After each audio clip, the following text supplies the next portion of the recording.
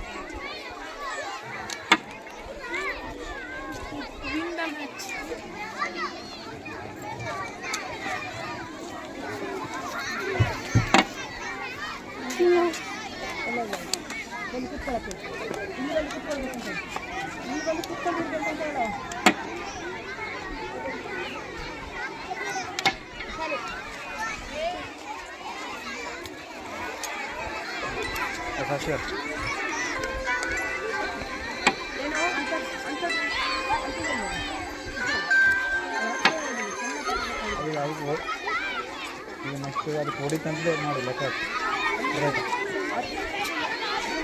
ಬಿಸಾಗುವಾಗ ಹೊಡೆಯಲ್ಲ ಹೊಡಿತಂತೆ.